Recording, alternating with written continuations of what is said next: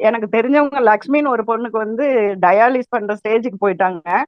அவங்கள பார்க்கும்போதே எனக்கு கஷ்டமா இருந்தது. சரி சார்ட்ட வந்து நான் சொன்னேன், "இப்படி எனக்கு தெரிஞ்சவங்க வந்து டயாலிஸ் பண்ற அளவுக்கு இருக்காங்க. அவங்களுக்கு இந்த ப்ராடக்ட் குடுத்தா நல்லாயிடுமாங்க சார்?" நான் கேட்டேன். உடனே வந்து அவர்கிட்ட பேச வச்சேன். பேச வச்சு எனக்கு கொஞ்சம் தைரியம் வந்தது. சரி அவங்களுக்கு இதுலருந்து கியூர் பண்ணி விட்டுறலாம் அப்படின்னு சொல்லிட்டு. இப்போ 1 மந்த் சக்சஸ்ஃபுல்லா முடிச்சுட்டாங்க மேம். அடுத்த ப்ராடக்ட் வாங்குறதுக்கு ரெடியா இருக்காங்க. சாப்பிடாம இருந்தாங்க. இப்ப சாப்பிட ஆரம்பிச்சுட்டாங்க.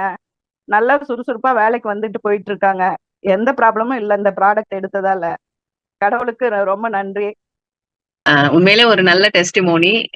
அதாவது ஒரு விமனுக்கு கிட்டத்தட்ட வந்து யூரியா அண்ட் கிட்னி வந்து பாத்தீங்கன்னா ஃபங்க்ஷனாலிட்டி எல்லாமே வெரி லோ.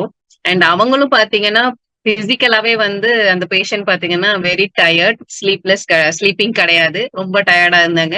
அண்ட் எந்த ஒரு சுறுசுறுப்புமே கிடையாது. அந்த அதே நேரத்துல ஆகாரங்களும் உடம்புல வந்து பசிக்கல நம்பர் ஒன்னு. அதே மாதிரி அவங்களும் சாப்பிட முடியல, உடம்புலயும் சேராத மாதிரி ரொம்ப ஒரு நோஞ்சான்னு சொல்லுவோம் பாத்தீங்களா, அந்த மாதிரி இருந்த ஒரு நபருக்கு பர்வதம் மேடம் ரெக்கமெண்ட் பண்ணி கொடுத்தாங்க. இன்னைக்கு பாத்தீங்க அப்படின்னு சொன்னா அந்த நபர் இப்போ கிட்டத்தட்ட ஒரு 1 மந்த்துக்குள்ளதான் இருக்கும். சோ நல்லா வந்து எடுத்த உடனே வந்து அவங்க சொன்ன ரிசல்ட் என்ன அப்படின்னா, அந்த பேஷண்ட் சொன்ன ரிசல்ட், எனக்கு நல்லா பசிக்குது அப்படின்னு சொன்னாங்க.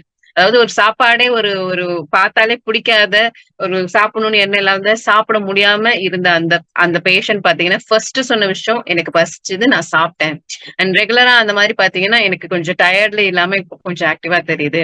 சோ நான் கொஞ்சம் சுறுசுறுப்பா இருக்கேன், இப்ப நல்லா சாப்பிட ஆரம்பிக்கிறேன், நான் நல்லா இருக்கேன் அப்படிங்கிற மாதிரி சின்ன சின்னதா வந்து கிராஜுவலா வந்து பாத்தீங்கன்னா நல்ல ஒரு ரிசல்ட். அததான் இன்னைக்கு அழகா வந்து சிவகாமி மேம் வந்து ஷேர் பண்ணாங்க. ஏன் அப்படின்னா, ஒன்ஸ் ஒரு பேஷண்ட் வந்து டயாலிசிஸ் போயிட்டாங்க அப்படின்னு சொன்னா, அது உண்மையிலேயே வந்து அந்த பாடி ரொம்ப கஷ்டப்படும்.